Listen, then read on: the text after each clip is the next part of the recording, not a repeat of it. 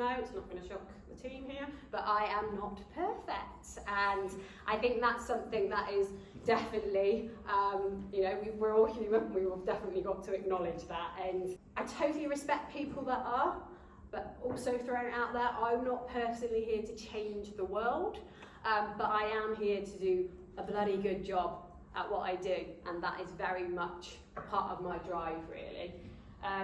Mindset is so key to all of this, really, if you want to be successful.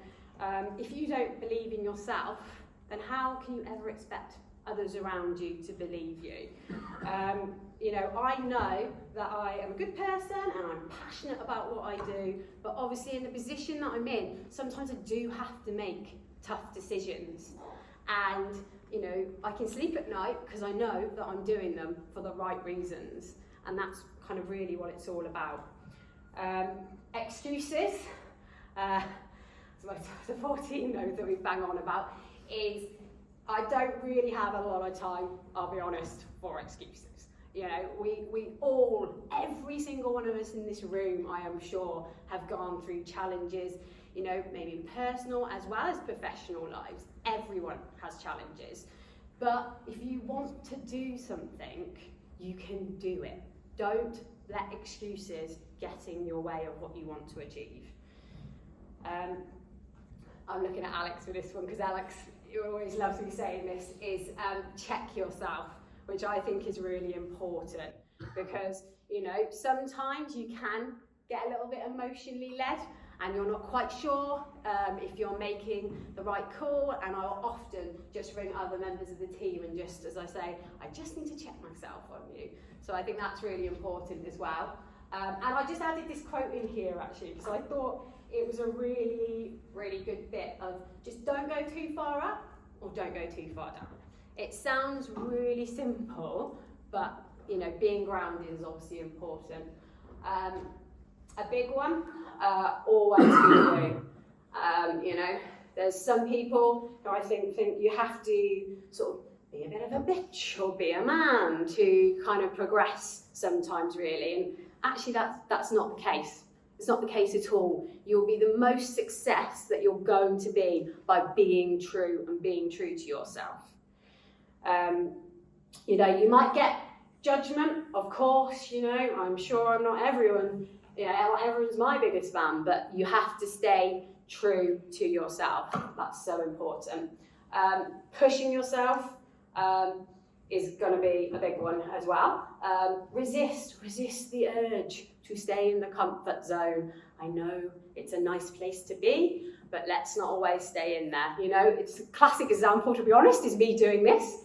Emma rang me and said, would you like to do it? And I said, yes, I'm worried about the rest later. So, it's all part of it, really. And it's also, like, the reflecting is so powerful as well. It's definitely worth your time stepping back and actually thinking, right, let's reflect, but let's see this situation for what it really is, rather than how I am seeing it. So again, reflection, useful tool, and also looking at yourself. If you do want to progress, and not everyone does, which is absolutely fine, but if you do want to do even just a good job at what you're doing, have you got that sort of mindset of, I want to win, I want to win at what I'm doing, and that is obviously really important here.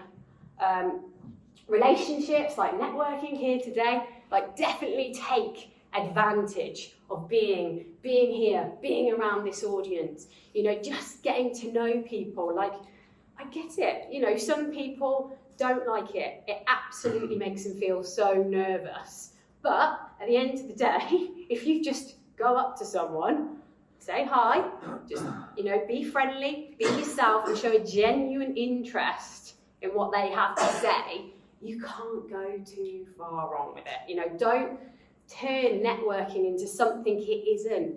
Everyone is in the same situation. And I think it's just really important sometimes just to take a step back and remember that, really. So yeah, and absolutely a big fan of what Helen was saying about mentors. 100% mentors is so valuable and such a good thing to be part of. I was actually a mentor for women in agriculture last year, and it was a great programme to also be part of.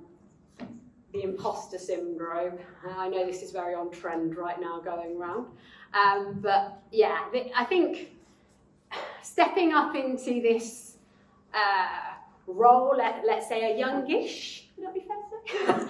Age, I definitely have kind of had to sort of toy with this a little bit. And I know there's this saying of fake it till you make it going around. And I get it, but I'm also a little bit torn with that because, yes, confidence is great and confidence is what you need, but you do also have to put the work in.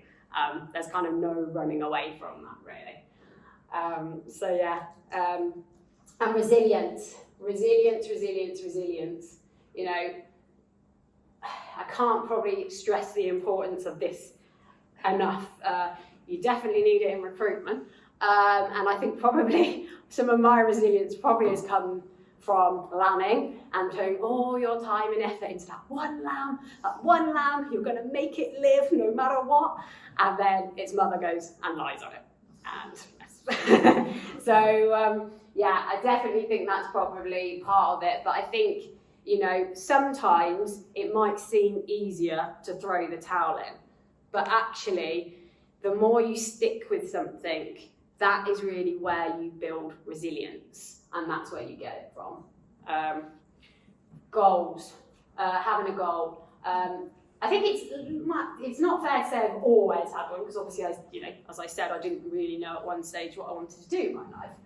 But once I knew that I wanted to become MD of the Lacy Executive, big star around it, I actually very much had to do a pathway back from it. One of the books that I'm going to recommend actually in a further down slide called Grit, it was really good because it had a visual in it about how to start from the top and literally map and work your way down. So you do your pathway of how you're going to get there and breaking it down into steps, which is something I did. And as I say, I'd highly recommend doing that, But again, it really is a mindset, because once you've got your goal in place, it does shift your mindset. When I was probably not so good at the job, I would be like, oh, it's 5 to 5, let's not make that call.